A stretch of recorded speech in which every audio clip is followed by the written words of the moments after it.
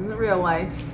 You're not in real life. I'm not encouraging you to kill in real life. Just listen to my character analysis, okay? Hi, my name is Kat, but I'm a dog person, and I love to read, so let's talk about some books. I'm currently participating in the Magical Readathon, trying to pass my newts so that I can become a Ministry of Magic worker. I want to work in the Department of Mysteries.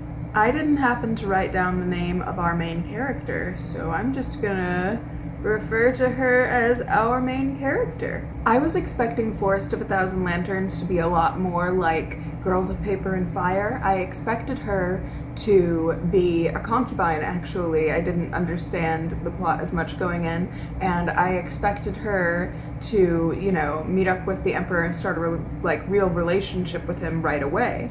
But it's actually really slow burning, and you see this character's rise very slowly to power, and the way that she manipulates things to let her take her place where she believes that she is destined to be. We start out with her living in Peasantville, and she has a boyfriend, sort of, and he's like a childhood friend that really likes her, and they're, in love. But her mom is always like, he's not good enough for you, and you need to rise to power, and I want you to be empress someday. Go into the castle. Nah. And so she decides to go into the castle instead of staying with her love interest in the beginning, but that's fine because he's really not that interesting anyway, and he's kind of overbearing, and he really just wants her to live a simple life, and that's not what she's about. So he should really just move on and find someone who is more aligned with his life goals, which he does in the future say that he's going to move on, so I'm happy for him. The Emperor currently has a wife and a concubine. I got two. There's the Empress, and then there's the concubine. The concubine has given him several sons, but they are not in the line of succession. Only his wife's children are in the line of succession. The wife is the Empress by blood, and she had a previous marriage, but the man died. She married the current emperor and keeps having miscarriages. The concubine is really annoying. I don't understand why the emperor is with her in the first place. She must be just amazing in bed, because that personality is not cute. I wrote down that Guma was mad when you hated killing things because the world sucks. I think that what I was saying here is that the main character originally hated killing things, and then at some point she starts killing things, and she thinks that Guma's gonna be happy about it, and Guma's like, why didn't you do this sooner? And I'm kind of like, yeah, I'm with Guma. Gotta be a little ruthless. This is fiction. It's fine. This isn't real life.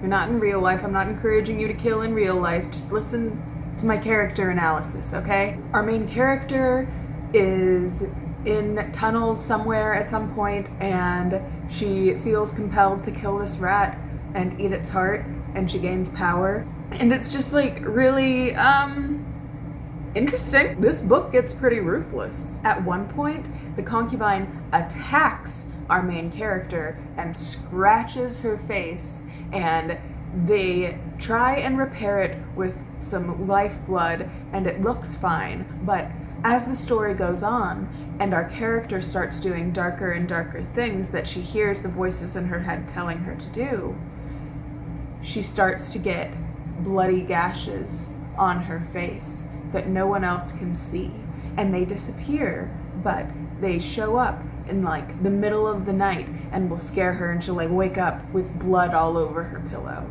So it's kind of reminding me of Dorian Gray. Her face is the picture, but it doesn't have to be hidden away somewhere. We always see it, We, as the people, get to see it, but others around our main character don't know what's going on. It's pretty great. Our main character grows up thinking that her mom is her aunt, and I'm just kind of what? Why did your mom tell you that she was your aunt? I don't understand. The reason her mother gave was I'd rather have you hate me as your aunt than pity me as your mother. And if that's not some of the most egotistical bullshit I have ever heard, no wonder our main character's messed up. I mean, look who raised her. You kind of see our main character battle with her possession by the serpent god. She doesn't want to do all of these things, but she wants to do them. You know, it's a little back and forth. It's a little gray morality. I like it. You get a little depth to the character while you still get to see all the bad stuff happen. It's nice. Our main character kills the emperor's concubine, and she takes her down to this like waterfall area that's hidden away in a cave somewhere type of thing. And she decides to eat the concubine's heart because, you know, the rat hearts gave her power. Why not try the concubine heart? I don't have the book. I listened to it on audiobook, so I can't read the direct quote to you at this moment. But the way that this scene is described, I am pretty sure she orgasms when she's eating the concubine's heart. It was interesting. Then her mind's just wandering, thinking about all the power she's gained from eating this girl's heart and how she wants to become the empress as fast as possible. And the current empress is pregnant, right? And she's talking about how if she killed the current empress, it's kind of like a 2-for-1. And I'm like, oh my god. She's like seriously enjoying the thought of eating a fetus heart right now. Cute.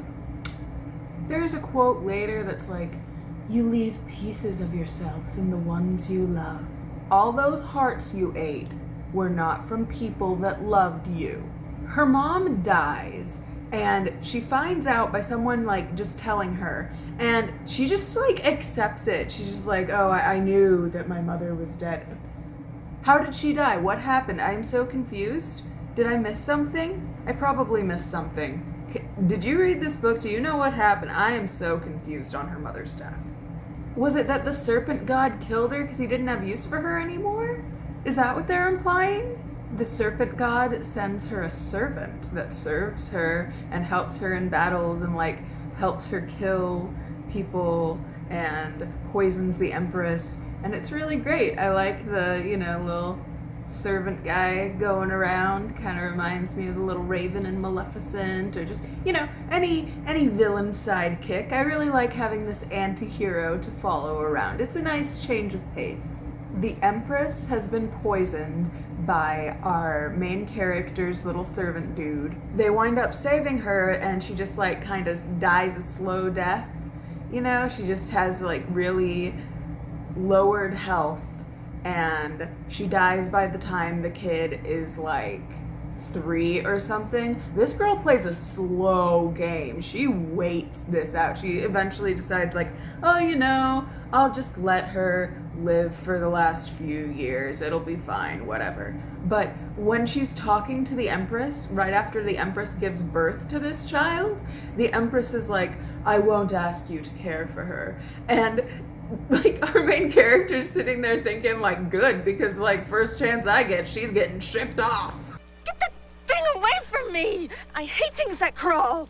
She refuses to care for that baby whatsoever. When our main character finally becomes the Empress at the end, right after her coronation, the Forest of Lanterns shines for her. There are lanterns high up in the trees where no one could have climbed, and it's like all of the spirits in the forest are welcoming her. Those are my thoughts on the Forest of 1,000 Lanterns. Let me know in the comments below what you thought of this book. And let me know if there's any book that you think is a good comparison to this one. I will remember you. Our main character kills the Emperor's concubine.